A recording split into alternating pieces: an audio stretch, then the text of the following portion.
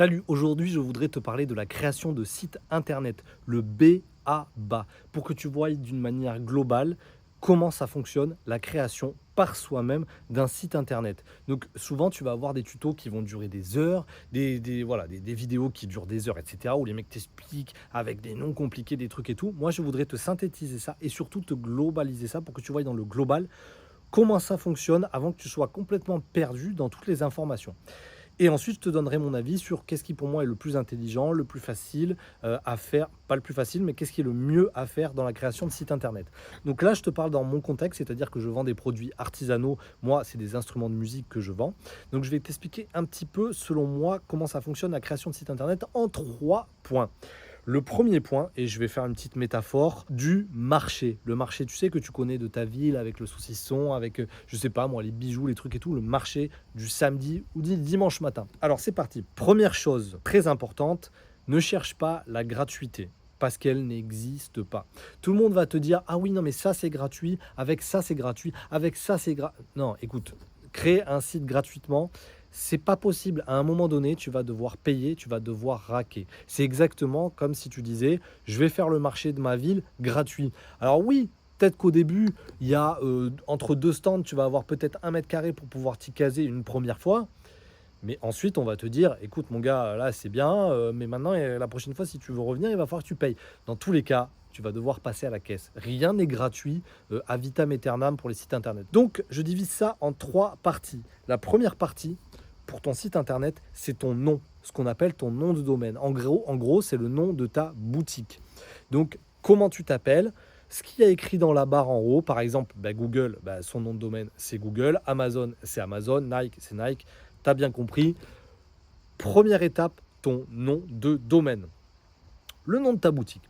Deuxième étape, c'est ta place sur Internet. C'est ce qu'on appelle un hébergement. C'est la place que tu vas louer. Voilà, ta place sur Internet, en fait, pour pouvoir te poser ton stand. C'est un petit peu la place que tu vas réserver pour avoir ton stand au marché. L'hébergement, c'est ta place sur le marché. Tiens, vous avez la place 23 entre les sauciflards et le camembert. Ça, c'est votre place. Ça vous coûte tant. C'est votre hébergement. Ça, c'est l'hébergement. Troisième partie, c'est ton site. En fait, ton stand, un peu là où tu vas déposer au marché justement tous tes petits bijoux, ou alors si tu vends, justement, on reste dans la charcuterie. Je pense que j'ai un petit peu faim, c'est pour ça que je parle de bouffe. Donc, par exemple, là ici, je mets le jambon, là ici, je mets le saucisson. Là, j'ai une petite case où je vais mettre des petits saucissons, des petits trucs. Ça, avec le parasol au-dessus, le truc et tout, ça, c'est ton site internet. C'est ton stand.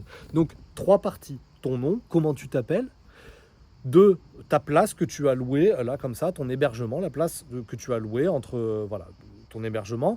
Et 3, ton site internet égale ton stand. Voilà, ton stand, qu'est-ce que je propose, qu'est-ce que c'est, etc.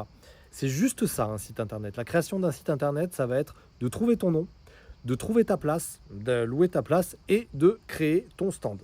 C'est exactement ça, c'est aussi simple que ça. Je vais développer très rapidement. Sache que pour tous ces points, tu as toujours des fournisseurs, plein de fournisseurs différents pour t'offrir les 3 étapes. C'est-à-dire que tu auras toujours plein de fournisseurs différents pour l'étape numéro 1, pour acheter ton nom, parce que ton nom va s'acheter. Tu auras toujours plein de fournisseurs pour acheter ta place sur Internet. Tu auras toujours plein de fournisseurs pour créer ton site Internet. Sache aussi que beaucoup font les 3 d'un coup. Première chose, ton nom. Il va falloir que tu achètes ton nom de domaine. Et ben voilà, j'ai rien de plus à te dire qu'il y a plein de fournisseurs qui vont te le proposer. Tu peux avoir OVH, tu peux avoir One and One, tu peux avoir Infomaniac, des sites comme ça. Tu tapes dans Google de toute façon, acheter un nom de domaine, tu vas tomber sur des milliards de propositions. Ensuite, pour acheter ta place sur Internet, pour acheter ton hébergement, la possibilité de te mettre ton site Internet, ça aussi, tu as OVH, tu as, je te dis des bêtises, One and One, Yonos maintenant ça s'appelle.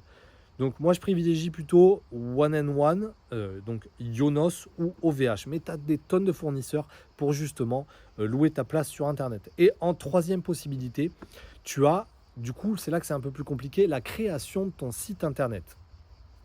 Moi je te parle de créer ton site toi-même. Je ne te parle pas de faire appel à une agence qui va tout faire. Créer ton site toi-même, cela dit au passage, Si tu veux un site assez minimaliste sans payer des 4000 € chez ton web designer et si vraiment la technique te donne des boutons, contacte-moi.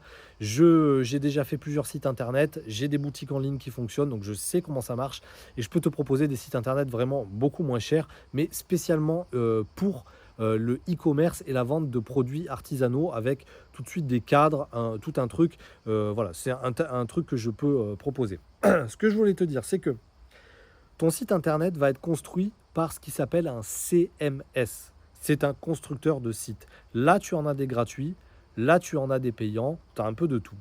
En gros, tu vas tomber sur toujours les mêmes choses, WordPress, Shopify, Wix. Qu'est-ce que tu peux choisir parmi ces trois-là? Ce que je te propose, c'est de ne pas réinventer la roue, de ne pas aller dans des trucs trop novateurs, etc.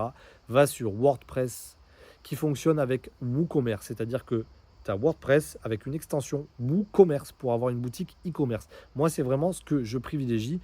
Et en fait, la majorité des sites sont fabriqués avec ça. Donc, c'est qu'il y a une bonne raison, c'est que ça fonctionne très bien. WordPress, Shopify, Wix sont des CMS qui vont te construire ton site, en fait. Tu vas choisir l'un des trois, ce que je te propose, donc du coup, c'est WooCommerce. Et eux vont te construire ton site automatiquement. Et tu vas arriver, tu auras déjà des cases un peu remplies, tu auras déjà la forme de ton site. Ensuite, il va falloir que tu travailles dessus.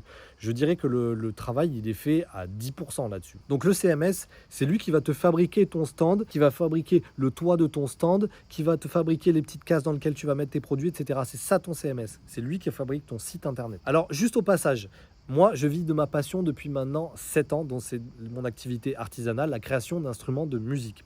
Ce que je te propose, c'est de découvrir une formation qui est 100% gratuite où je t'explique comment justement vivre de ta passion. Tu cliques dans le lien, tu obtiens ta formation, tu regardes ça tranquille avec un café, un bon thé et tu vas te mettre bien. Allez, on retourne aux explications. Donc maintenant, moi, ce que je trouve être le plus pertinent quand tu es solopreneur, quand tu commences ton entreprise et que tu veux démarrer. Faire appel à quelqu'un qui va te créer ton site internet type web designer, ça va te coûter 2000, 3000, 4000 € pour un site e-commerce.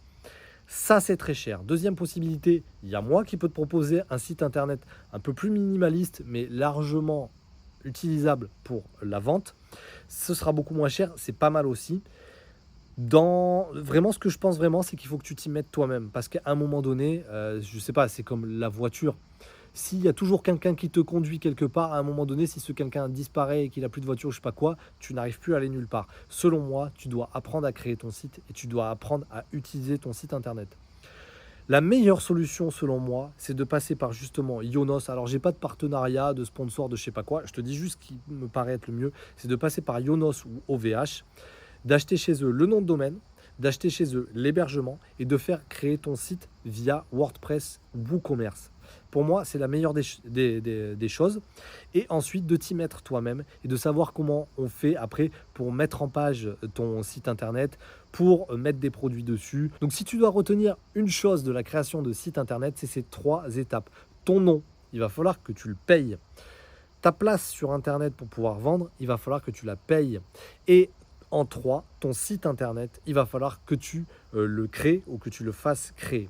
Donc en 1, c'est le nom de domaine.